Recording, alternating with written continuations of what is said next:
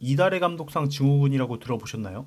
당연히 들어보신 적 없을 텐데 제가 만들었거든요. 8월에 휘르첼러, 9월에 마레스카, 그리고 10월에 누누. 다들 이달의 감독상을 받은 후에 약간 주춤하는 모습을 보여주었습니다. 10월 이달의 감독상을 받은 누누의 노팅엄과 뉴캐슬이 만납니다. 노팅엄 포레스트와 뉴캐슬의 프리미어리그 11라운드 경기 리뷰입니다. 전술 분석 없습니다. 경기 요약 정도예요. 우선 우리 누가똥님과 크리스 우드에게 축하 인사 건넵니다. 내일처럼 기쁜데 10월에 이달의 감독과 이달의 선수로 누누와 크리스 우드가 뽑혔습니다. 마치 9월에 마레스카와 파머처럼 한 팀의 감독과 선수가 뽑히게 되었습니다. 노팅엄 최근 기세를 보았을 때 정당한 결과라고 보여집니다. 경기 결과부터 이야기하자면 경기는 노팅엄이 전반에 한 골을 먼저 넣었으나 후반에 3골을 연달아 내주며 패배하였습니다. 이제는 패배했음이 익숙하지 않은 노팅엄인데 이게 모두 다 누가똥님의 안배 덕분입니다. 뉴캐슬은 전반 21분 세트피스에서 무릴로에게 강한 일격을 당하긴 했으나 당황하지 않고 자신들의 속도로 경기를 이끌어갔습니다. 아니 무릴로 무슨 바지도 복서 팬츠처럼 입었는데 몸이 K1 정도 나오면 홍만이 형이랑 붙어봐도 비벼볼만 할 것 같습니다. 돌아와서 뉴캐슬은 노팅엄이 원하는 속도 싸움에 응하지 않은 건데 일단 중앙에서 공을 탈취당하더라도 노팅엄이 중앙이 아닌 측면으로 공격을 선택할 수 있도록 중앙을 두텁게 쌓았습니다. 노팅엄 입장에서는 측면에서 공격할 수 있는 기회를 주는 건 개꿀이죠. 중앙에 크리스 우드를 노리는 크로스를 통해 리바운드된 공을 노릴 수 있으니까요. 다만 뉴캐슬은 이번 경기에서 우드를 기가 막히게 봉쇄하며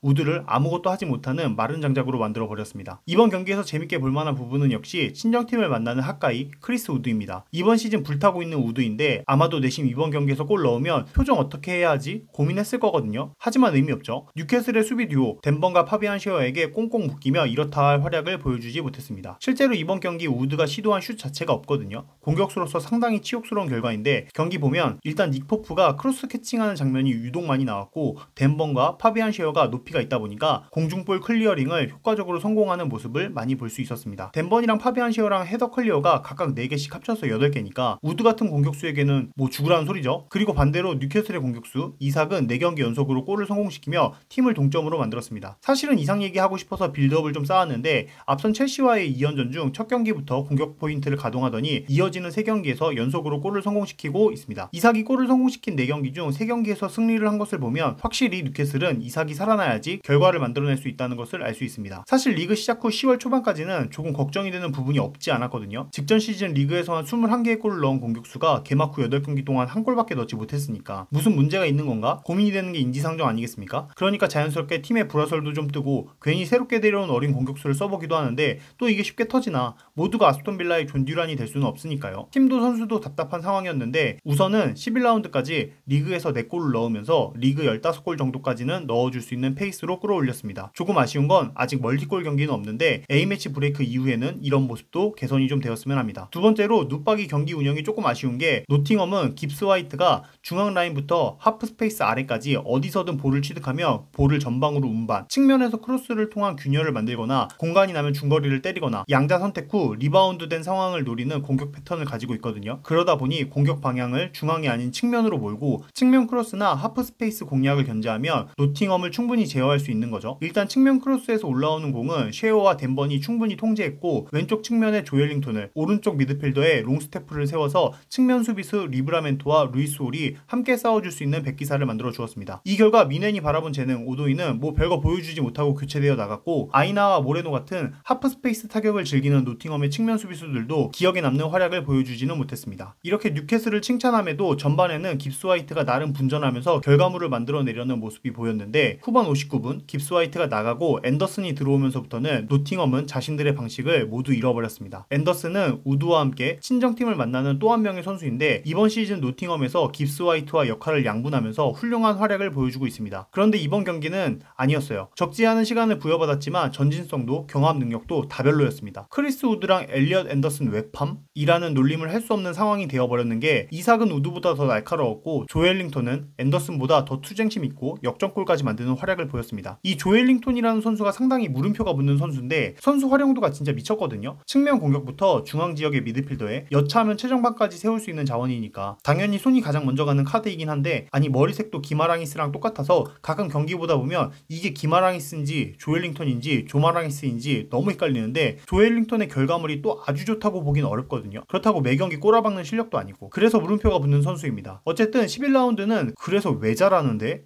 물음표가 붙는 경기력이었고 승점 3점을 가져오는 역전골을 만들었습니다. 마지막으로 에디 하우의 경기 운영 능력을 조금 칭찬해야겠습니다. 선취골을 실점하였음에도 원정에서 자신들이 준비해온 것을 차근차근 실행해 나가며 승리를 만들었습니다. 동점골 이후에 토날리 투입하며 역전골과 추가골을 만드는 훌륭한 링크업 플레이에 관여하게 만들었고 하비반스를 조커로 투입하며 경기를 끝내버리는 골을 만들어낸 용병술도 칭찬받아 마땅합니다. 왜 그가 잠시나마 잉글랜드 대표팀의 홍명보가 될 수 있다는 찌라시가 떴는지 이해가 가는 부분입니다. 노팅엄은 상승세가 잠깐 멈칫했지만 그럼에도 5위에 머무르고 있습니다. 그리고 A매치 이후 거함 아스날을 상대하게 됩니다. 지난 A매치 이후 경기에서 리버풀이라는 리그 1위 팀을 잡아낸 경험이 있는 노팅엄이기에 다음 경기도 감출 수 없는 기대감이 방구 새듯이 새어나오고 있습니다. 뉴캐슬은 3경기 연속 승리를 달리며 팀을 8위까지 올렸습니다. 무엇보다 이삭의 골과 토날리가 점차 출전 시간을 늘려가고 있다는 것이 고무적인데 A매치 브레이크 이후 위기의 웨스트햄을 만나는 만큼 로페테기를 경질시키는 주인공이 될 수 있을지 두고 봐야겠습니다. 여하튼 오늘 영상 여기까지고요. 지금까지 축구지금이었습니다. 감사합니다.